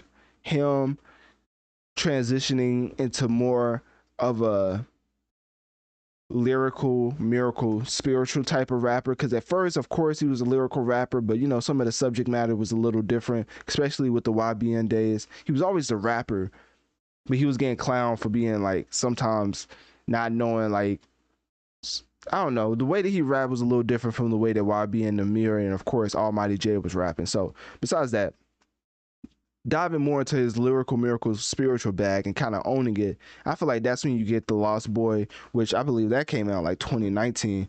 But so yeah, that came out 2019. So he's only had really 2 solo albums, and I think both of those are really solid. I just feel like Cordae is very cognizant about how he puts out music and how his message is delivered, and I don't think he is really appreciated to the point where it should be. Him and his image, I think, is why people don't really take him as serious as a rapper, because when you rap and you don't look the part, it gives you a certain perception of being not cool, if that makes sense. And then attaching that with the lisp, had to bring it up because even though it doesn't bother me, it's like the UK slang for some people. They just cannot get over it. And I do feel like that's unfortunate.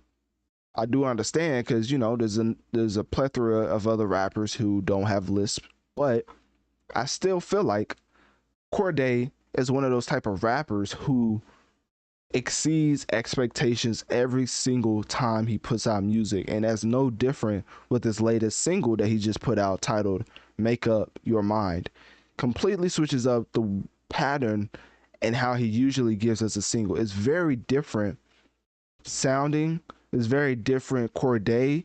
He's given us melodies I don't think we've ever heard throughout his past two albums. The messaging is on point. The bars is on point. The whole overall packaging of the track is on point. I mean, if you look at the cover art, Cordae, to me, is one of the best rappers up and coming. I know a lot of people like to say Lil Baby, or well, not recently, but people was definitely saying that back in the day. Let's not forget. A lot of people like to say Lil Baby. Currently, a lot of people like to say 21 Savage, but when it comes to the diversity, when it comes to diversifying the portfolio, when it comes to subjects, I feel like Cordae is the best rapper in the up and coming realm. Like, of course, I don't think he's really rapping close or past like a Kendrick or a Drake, but I do believe when it comes to his peers, he is the best lyricist we have. A lot of people like to compare him to Jermaine. I don't agree with that at all. I feel like he's just honestly like a younger Kendrick in the way that he's rapping about his life. Obviously, he's not from the hood. Kendrick kind of got that whole mantra of, good kid from a mad city, like he was saying, and coming from Compton. For Cordae is a little bit of a retrospective, um, looking at the bigger picture type of view, which still comes with Kendrick-esque type of vibes, if that makes sense. I feel like when you compare him to J. Cole, it may just be because of some of the dialect, but I don't feel like his messaging is on the level of J. Cole. I feel like it's honestly, if I had to compare him to his peers, he would be the Kendrick to everyone who has came in the game with him, or maybe a little bit after or before him. Obviously, when it comes to the Kendricks and the Drakes, I don't feel like he's on that level. But like I keep saying, amongst his peers, I feel like he is the Kendrick of that group. So hopefully that makes sense. I think Cordae, if I haven't given him enough praise currently, I think he's, really in the running to be one of the best rappers um, to ever live. So I know a lot of people like to clown Cordae, but like I keep saying, messaging is really important for me, and the way that Cordae packages it, along with his mindset and openness to experimenting like he does on this single. That's specifically why I keep bringing this single up, because obviously it just dropped, but I feel like being able to experiment in a way like this and still for it to come out sounding the way it did, it's just sensational, and I can't wait to see where Cordae's career goes. Cause I forgot he only had 2 solo albums out, so the way that he's rapping, honestly, he could go down as one of the best rappers of all time. So, anyways, click my link tree in my bio. Let me know on one of my social medias. What do you think about Cordae's status in the hip hop game right now? And also, if you've listened to the track "Make Up Your Mind," what do you think about the track, and do you think that he is the best rapper amongst his peer group?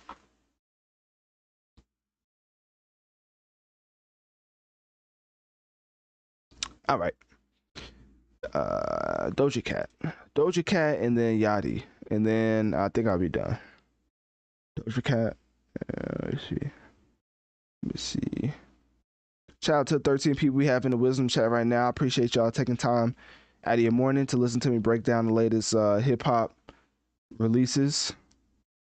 Of course, we gotta get into Doja Cat because I don't know why, but this woman keeps going against her fan base, and I ain't seen this since like I don't know. I ain't seen this in like I remember Offset going against Cardi B's fan base whenever they broke up. But this way is very interesting. Like going directly at your fan base is interesting. So we gonna get into that. We gonna get into that. See if I can find it right quick because I don't want to just be talking. You know, can't just be talking. But also we're gonna get into her music, Paint the Town Red. 'Cause I feel like that's also like a diss to her fans. Like she basically saying she don't care. All right, cool.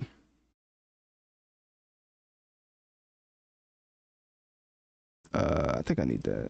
Let me get that article right there.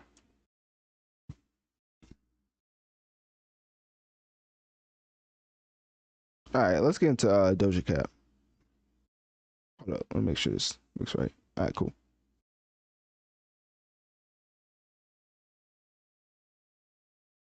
So Doja Cat has a new single titled "Paint the Town Red." And let me tell you something.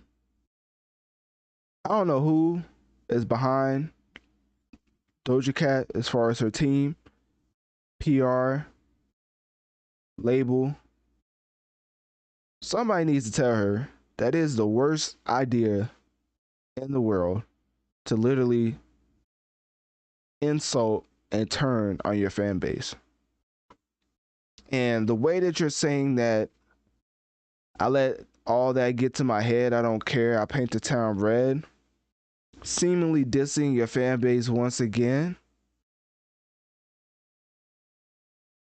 I don't understand. Like, it's a very interesting tactic. I don't even think it is a marketing tactic to go directly at your fan base. Like, the last time I seen an artist pull a stunt like this is when Offset, of course, was battling with the Cardi B fandom when they split because of Offset, you know, cheating on Cardi.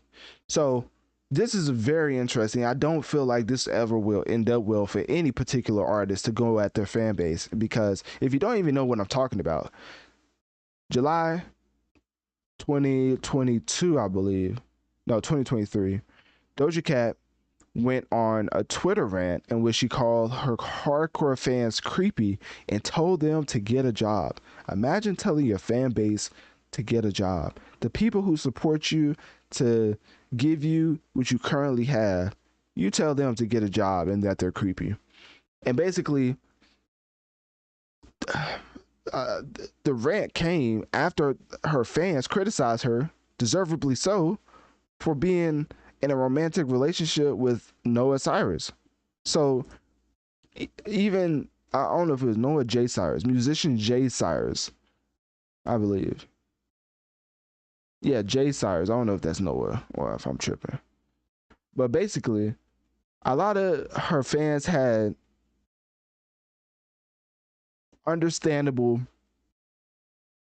frustration with Doja Cat because of the several allegations of grooming and sexual misconduct against Jay Cyrus. And basically that made Doja mad, and you know, she told them to get a job and that they're creepy. So after that happened, she blocked several of her like stan accounts, which if you don't know, stan accounts are really important for musicians. That's why Nicki embraces her barbs the way that she does. She realizes that her stan accounts are very much are very important when it comes to promoting anything that's Nicki related. Stan accounts are one of the biggest promotion tools to make things look organic. And for Doja Cat to block literally, I'm not gonna say all of them, but most of her stan accounts. And one person, you know, came out and tweeted that Doja Cat blocked me earlier this month, then DM me this. She thinks I was trolling her predator boyfriend's live stream and reported me to cybersecurity. So obviously, it's like war on Doja and her fans, as this is the craziest thing I've seen in a while. She responded to the subject basically saying that she didn't care what people thought about her personal life. So obviously, we've had, I don't even know if the word is right, but we've had inclinations in the past where Doja has been seen on live streams, that's all I'm gonna say, where a certain group of people that looked a little off considering where she comes from. That's where I'm gonna leave it at. So with Doja Cat going off on her fans for calling out her alleged groomer boyfriend and accused of abusing multiple women allegedly, because it's saying in the article, but of course I don't, like, I'm just alleged, I'm just reading it off. And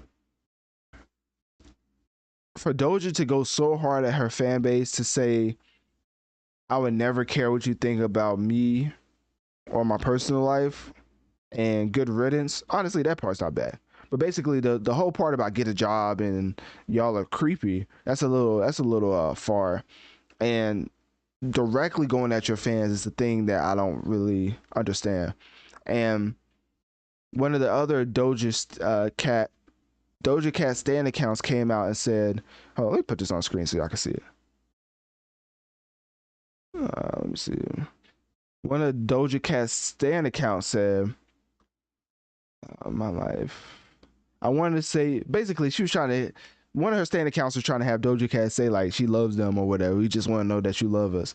And Doja Cat basically said, "I don't," because I don't even know y'all. Which is like, if you think about it, it's not the worst way to think because you don't know them honestly. But to your supporters, how much you've received as far as benefits based off your supporters, this is wild. And the stan account came like back, like responded back and basically said, "And we don't know you," which is like the perfect response. Imagine supporting somebody you don't know for so long, just for them to turn around and be like, "I don't know you," and then just like not care about what in the world, like, is like no, with no care in the world, just say like, "I don't know you." And y'all should probably, like, honestly, if Doja Cat fans want to set a precedence, they should just stop supporting her. That's what should happen. Cause I believe she lost social media followers like 250,000, I believe. Let me look this up. I think so. I feel like she did. Because honestly, that's the steps you gotta take. Like, if she's gonna just blatantly disrespect y'all like this, like, basically your stand account said, "And we don't know you, but we have supported you through thick and thin. Mind you, you'd be nothing without us." Okay, that's a little. This one stand account is taking it up for the whole Doja Cat hive. "You'd be working at a grocery store making songs on GarageBand, Miss High School Drive." Oh wow, she going crazy. That's wild. That's too much. So she already knew Doja Cat was gonna come back with the response. Doja Cat said, "Nobody forced you. I don't know why you're still talking to me like you're my mother. You sound like a crazy person." I ain't gonna lie, this back and forth is straight comedy. Whoever Daily Taylor T is, it seems like it's a Taylor stand. Seems like a Taylor Swift stand account. What in the world? Anyways, this back and forth, you already know this was just spicy. Like, the words being used here, the places of the B word is just very, very critical hit right there. That was, Doja Cat came back with that response. Like, I don't even know why you're talking to me like you're my mother, B word. You sound like a crazy. Hey, I guess that's how they be talking. Anyways, uh, so let me take that off. So Doja Cat lost 250,000 followers on Instagram in the days following the rant. And then she also lost a smaller number of followers on Twitter and TikTok. And of course, Doja Cat loss of followers is a reminder for most popular celebrities out there not to turn on your fan base and tell them to get a job. That's probably marketing 101. Your supporters is like your shareholders. You don't want to make them upset because now your stock's gonna plummet. All right. And with that being said, that's all I got. Doja Cat has a new single out titled "Paint the Town Red," and I do feel like in general she's one of those type of artists that could bounce back from it because Doja Cat is very talented, which is probably why she's talking to it supporters like this. She can't be she probably thinks she's untouchable. So we're gonna see what happens in the future. So anyways, click my link tree in my bio. Let me know on one of my social medias. What do you think about Doja Cat and her latest single titled Paint the Town Red? And do you believe that she's in the right, or are or are her fans in the right in this whole situation?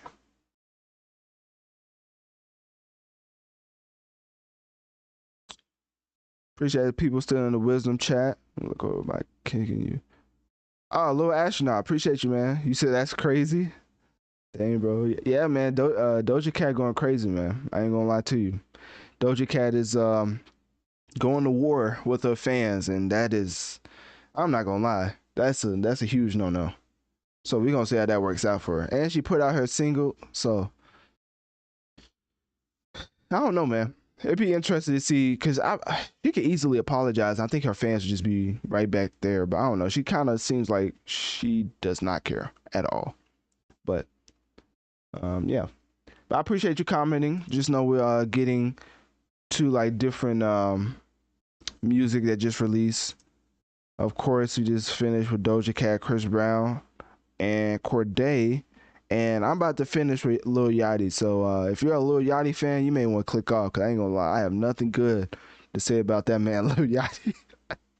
But anyways, I appreciate you commenting, and definitely make sure to follow. I cover the latest hip hop and gaming news on my podcast, which with you being on YouTube, you probably already see my shorts. I also post shorts, hip hop shorts on my YouTube, and I have some other things coming in general.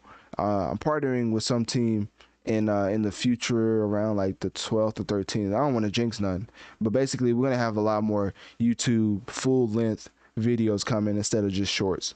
But you say I think it's crazy that she said that, but I think her single is good. Yeah, man. Like I said, Doja Cat is a talented artist. It's only certain people who can get away with talking to their fans like that. And I feel like Doja Cat is one of them just because she's immensely talented. It reminds me back in my old basketball days of playing.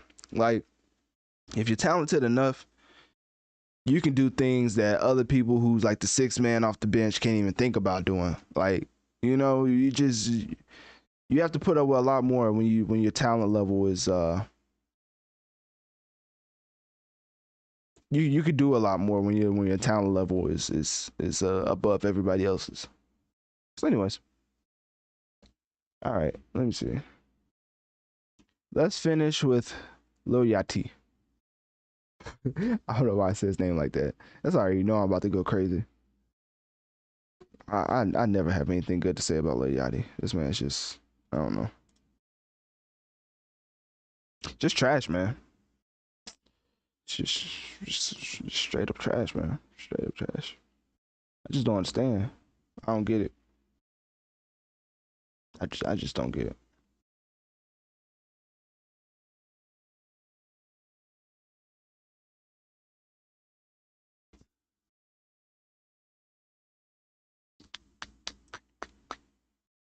Trying to find this. Are we down? All right, cool.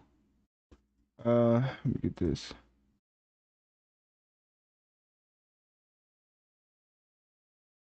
Let me see. All right, Lil Yachty 3-song EP slide stream. All right, cool. Yachty has hit a new stride in her. So, all right, cool. This is gonna be like 3 to 4 minutes of me just slandering this man. Not gonna lie to you. I wanna. Should I pull up any facts for the slander? I don't know. He's just trash. Like he just. I don't know. Yeah, I may just focus on him being trash. I ain't gonna lie. Okay, let's just do that. Lil Yachty is unfortunately back again, putting out new music because somebody asked for it. But basically, he has a 3-song EP titled Slide, and I wish this would have slid itself into the trash can, but unfortunately, it's on all DSPs currently, and you can stream it if you want to. Just know that it'll probably be the worst thing you've ever heard in your life. So, as you probably already can tell, I'm not the biggest fan of Lil Yachty. In general, I do believe, and I kept a list. I do keep a list over the years of the artists and musicians that I just feel like sonically and as a musician, solely as a musician, is just utter garbage. You know, I have the likes of we have like Ice JJ Fish, of course, over the years. You know, um, who else? You have a lot of people. Probably some YouTubers that try music. I probably throw some of them in there. Um, Whoever that little Xandu was, he was straight. Yeah, that was some. It's a PG podcast, but you already know what I'm trying to say. And then we have Lil Yachty, just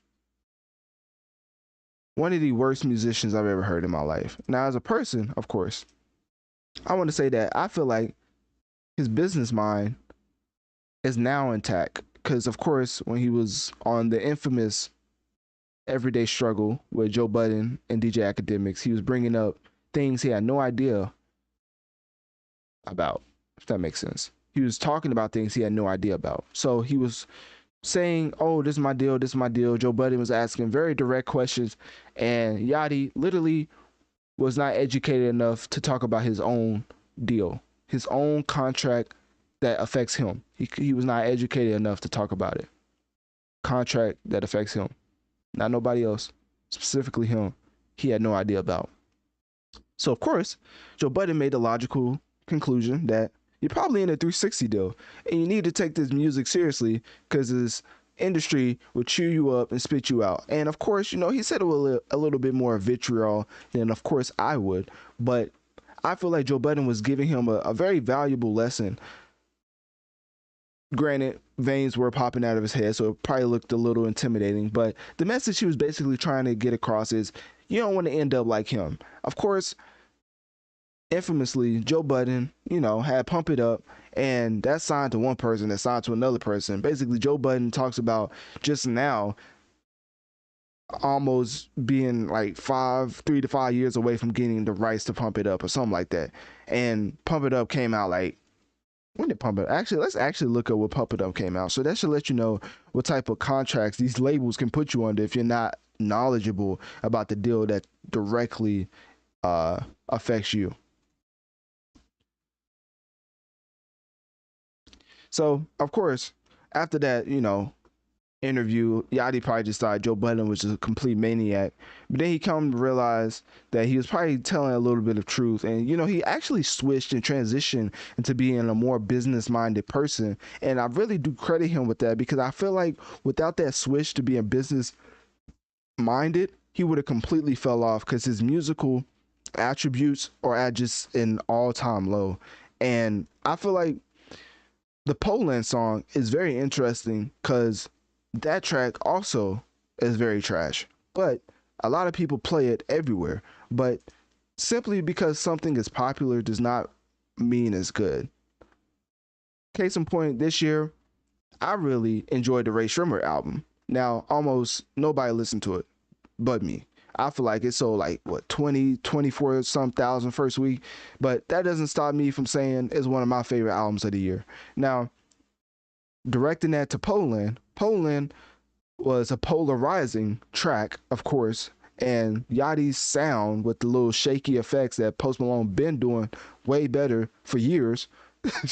Yachty gets credit for that for Poland, and now everybody loves that track.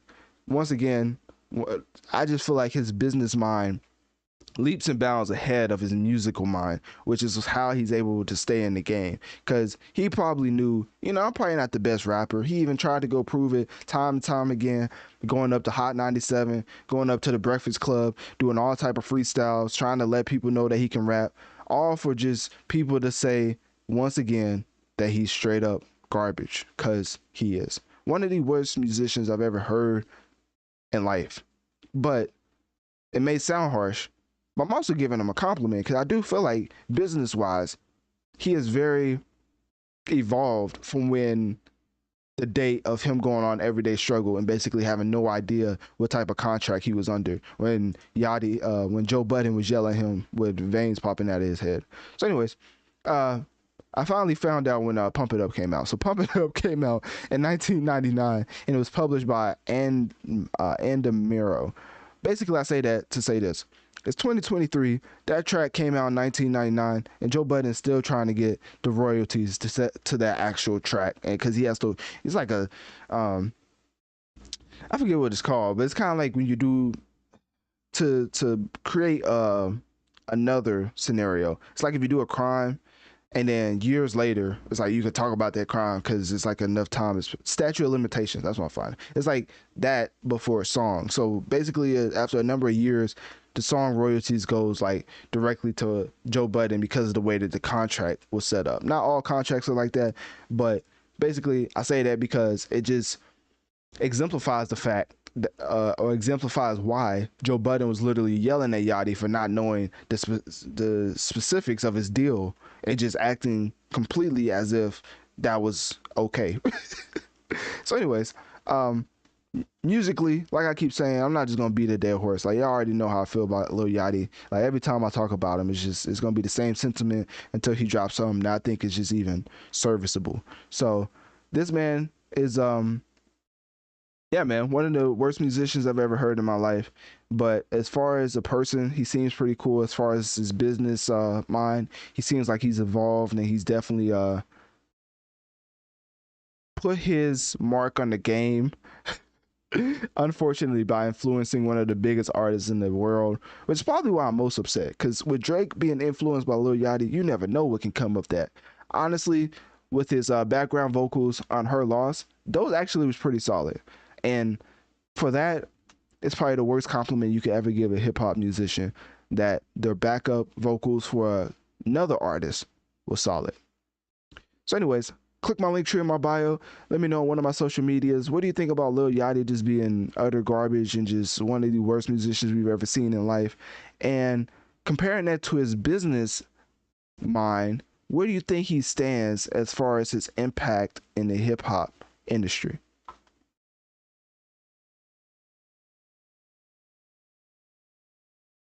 All right, let me see. We got 13 people over at Wisdom. I appreciate y'all taking time at a morning to listen to me break down the latest music releases. I think that was basically the last person artist I was getting into. I was astronaut typed again. He said, "I don't like Lil Yachty because of that Walk song." Oh yeah, you talking about the Poland song? And you said facts, bro. See, you feel me? See, I'm telling you, man. Lil Yachty, when it comes to music, he's just not it. And that whole shaking of his voice, like I'm not even lying. Post Malone been doing that. And that's like one of his main. Like, it's not like unique to him, but he's been doing that. Like on Hollywood's Bleeding, he will sing and his vocals will vibrate. And I literally commented on that one time I was reviewing the album. But Yachty does it more obviously, or more obvious. Yeah, he does it more. He makes it more obvious. So people are like, man, that's a whole new sound. Like Post Malone been doing that. But anyways, that's all I got, man. That's the last review I was getting into. I definitely appreciate you typing in the chat. You know, like I said, I'm really a podcaster who streams. Like I keep saying, my podcast just surpassed 1.2 million total downloads in just 7 months under the new hosting platform Red Circle. So Notorious Mass Effect is on all podcast platforms via my link tree and bio.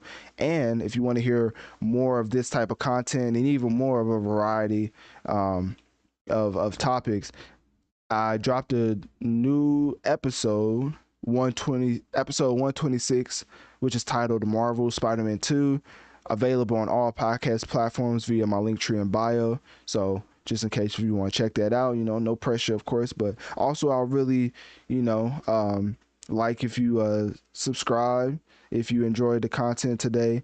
And in general, I have a lot planned just for every platform, like TikTok, YouTube, and of course my podcast platforms. I have a lot planned for Wisdom. I'm always going to stream on Wisdom. So yeah, with that being said, if y'all don't have anything else for the people in the Wisdom chat, for the people over at YouTube and Kick, I didn't even check the Kick.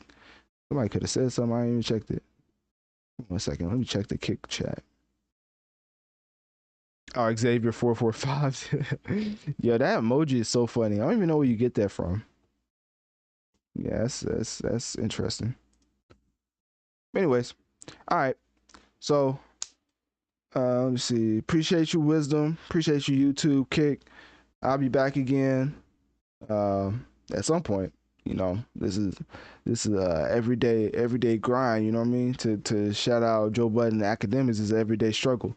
But anyways, until next time, definitely remember the shameless plugs I was throwing out. I mean, just completely shameless. You know, listen to my latest episode. You know, 106, 106, 126. That's titled Marvel Spider-Man 2. Available on all podcast platforms via my Linktree and bio. And like I just said, we surpassed 1.2 million total downloads in just 7 months under the hosting platform Red Circle for the podcast. So definitely follow that to join the masses. And with that, I will see y'all next time. I'm out.